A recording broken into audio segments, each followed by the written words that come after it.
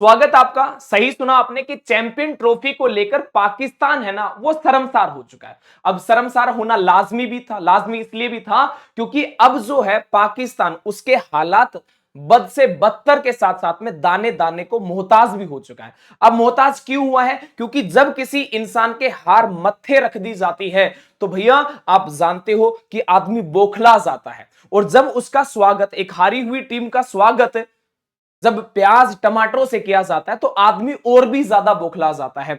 अब बौखला इसलिए भी जाता है क्योंकि पहली बार ऐसा हुआ है कि जब पाकिस्तान जब टीम हारी तो वहां की आवाम जो है, वहां के लोग जो है, पाकिस्तान जो टीम है अपनी हार का जो ठेकरा है ना वो पूर्णतः बांग्लादेश में फोड़ रही है।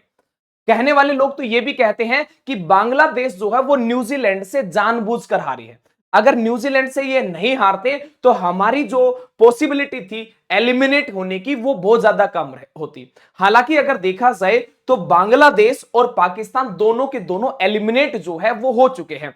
और इन दोनों ने मोस्टली जो हार का जो ठेकरा जो फोड़ा है वो दो भारतीयों पे फोड़ा है। अब दो भारतीय कौन कौन से? एक तो वो भारतीय जो पूर्णतः भारतीय हैं, विराट कोहली जी जिन्होंने शतक मारा, और एक वो भारतीय है जो कि मूल रूप से भारतीय है जो कि न्यूजीलैंड की तरफ से खेल रहे हैं। तो इन्होंने न्यूजीलैंड को जिताया और इन्होंने इंडिया को मतलब भारत को जिताया। तो टोटली ठेकरा जो है ना वो इनके ऊपर फोड़ा कि इन दोनों की वजह से जो है ना पाकिस्तान जो है वो हारा है या फिर पाकिस्तान जो है ना एलिमिनेट हुआ है। बाकी कुछ चीजें ऐसी भी हैं जहां पे इन चीजों के ऊपर बात की जाए तो पाकिस्तान और बांग्लादेश दोनों के दोनों एलिमिनेट तो हो ही चुके हैं। अगर बातें की जाए, अगर सेमीफाइनलिस्ट की, इन दोनों के एलिमिनेट होने के बाद में सेमीफाइनलिस्ट की बातें की जाए वो भी हमें मिल चुके हैं। अब आपका जो मैच होना है वो हिंदुस्तान और न्यूजीलैंड के बीच में मैच होना है। अब सीधी सी बात यह है कि जब मैच होगा या फिर चीजें हारते हैं, हार का जब ठेकरा फोड़ा जाता है तो लोग मजे भी बहुत ज्यादा लेते हैं। अब जब बहुत ज्यादा लोग मजे लेते हैं तो बांग्लादेश और पाकिस्तान के बहुत सारे मीम जो है वो वायरल हो रहे हैं। उनमें से एक मीम ऐसा भी है जिसमें बांग्लादेश और पाकिस्तान, क्योंकि है तो दोनों पाकिस्तान, पहले बांग्लादेश का नाम भी तो पाकिस्तान हुआ करता था, तो दोनों भाई क्या हो रहे हैं तो गले मिलके रो रहे हैं। दोनों एलिमिनेट हो गए। दूसरा कुछ मीम ऐसे भी है जिसमें ये कहा गया कि 28 साल के बाद तो हमें आईसीसी टूर्नामेंट के लिए फाइट किया होस्ट करने के लिए, होस्टिंग राइट हमें 2 साल के बाद मिले, टूर्नामेंट फुल टूर्नामेंट के लिए 3 महीने का समय लगा, जो हमारी स्टेडियम थे उनको प्रिपेयर करने के लिए 6 महीने का समय लगा, जो ओपनिंग सेरेमनी थी उसके लिए 4 वीक का समय लगा, और आप लोग एलिमिनेट होकर आगे टोटल 5 दिनों में। तो इसके लिए बहुत सारे मीम वायरल हो रहे हैं और बहुत सारे मीम वायरलों में एक ऐसा भी मीम है जिसके ऊपर मैं आप लोगों से बड़ा बेहतरीन रूप से चर्चा करूंगा। अब इनके एलिमिनेट होने से कुछ चीजें, कुछ बातें ऐसी भी हैं जिन व्यक्तियों को नहीं कहनी चाहिए, परंतु वही होते हैं ना कि इंसान बह जाता है, बोल जाता है। और उन्हीं इंसानों में से एक महाराज जी हैं जो कि प्राइम मिनिस्टर हैं पाकिस्तान के। इन्होंने यहां तक भी बोल दिया कि अगर आप हिंदुस्तान की टीम को हराओगे दुबई के अंदर तो पाकिस्तान की जो 40 करोड़ की जो आवाम है उनके दिलों में आप राज करोगे, उनके दिलों को जीत लोगे। मतलब इस भाई साहब को कहा जाए कि खेल को खेल भावनाओं से देखना चाहिए। आप बात जीतने की बात कर रहे हो, आप शब्दों में नहीं जीत सकते, ये तो फिर भी मैच है।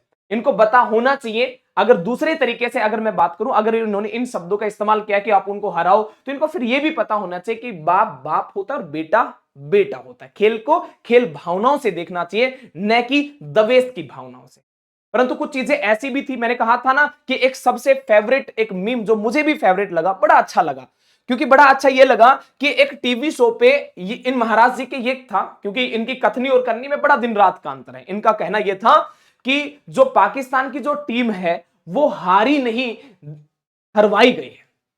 अब रीजन उसका क्या था? बोला कि इंडिया की टीम के जितने भी क्रिकेटर गए हुए थे प्रत्येक के साथ में दो दो पंडित आए हुए थे, और उन पंडितों ने क्या किया, हमारी टीम के ऊपर ना जादू टोना कर दिया, और हमारे यहां से जो मौलवी गए हुए थे हमारे मौलवियों की नहीं चली। तो मतलब हार का ठेकरा जो है वो भारतीय पंडितों के ऊपर भी फोड़ दिया गया, इन जैसे महाराजों के द्वारा, इन जैसे, मैं महाराज क्या, इन जैसे दोगले इंसानों के द्वारा जिनको ये नहीं पता कि टीवी शो पे क्या बोलना और क्या नहीं बोलना।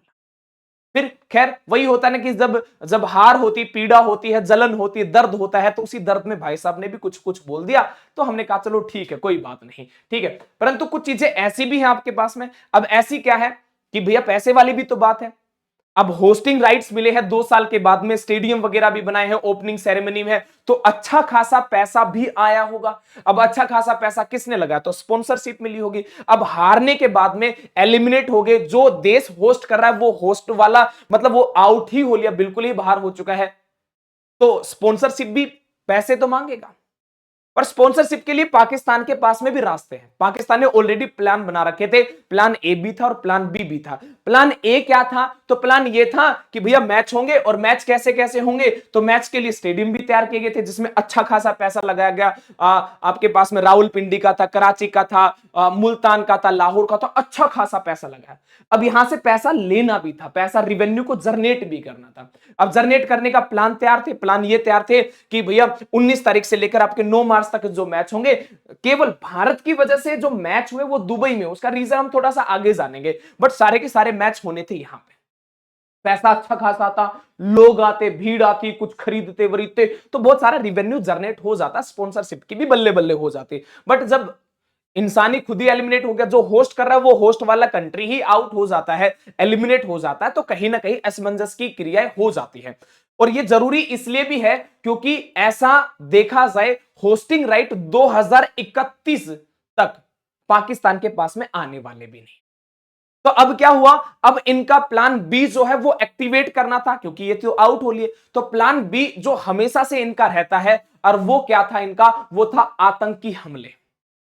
अब ये इनका प्लान बी ये है कि भैया जो जो विदेशी मेहमान जो आएंगे, जो मैच को देखने के लिए आएंगे, आप उनको किडनैप कर लो, उनका अपहरण कर लो, उनसे क्या करो? उनसे पैसे वसूल लो, उनसे बड़े बड़े पैसों की डिमांड करो। ये इनका प्लान बी है। क्यों? पैसा आना चाहिए, कहीं से भी आए, चाहे अच्छाई से आए चाहे बुराई से, पैसा आना चाहिए। और ये मेरे बयान नहीं है, ये इनकी खुफिया एजेंसी जिसका नाम है पाकिस्तान की खुफिया एजेंसी, पाकिस्तान खुफिया ब्यूरो, पीआईबी ने कहा है। और यह चीज पहले भी हो चुकी है, 2009 में श्रीलंका की टीम पर आतंकी हमला भी हुआ था, तो ये चीज पहले भी हो चुकी है। तो ये अब अगर ऐसी स्टेटमेंट आई है तो कोई आपको हैरान होने वाली बात नहीं, क्योंकि इनका प्लान भी एक्टिवेट कर लेते हैं। पैसा आना चाहिए, मैंने पहले भी कहा, कहीं से भी आ जाए आ जाए। जबकि इनके कहने का मतलब क्या था? तो कहने का इनको यह था कि इन्होंने एक अलर्ट जारी किया जिसके मुताबिक इस्लामिक स्टेट खुरासान प्रांत, जिसको आईएसकेपी के नाम से जाना जाता है, उन्होंने प्लानिंग की है और ऐसी जगह, मकान लिए, घर लिए हैं जहां पे कैमरा वगैरह ना हो। वहां पे एक काम क्या करेंगे, ये लोगों को किडनैप करेंगे, उनसे पैसा वसूलेंगे, अच्छे खासी डिमांड करेंगे, और जो इनका जो खर्च हुआ है उसको पूरा करने की कोशिश करेंगे।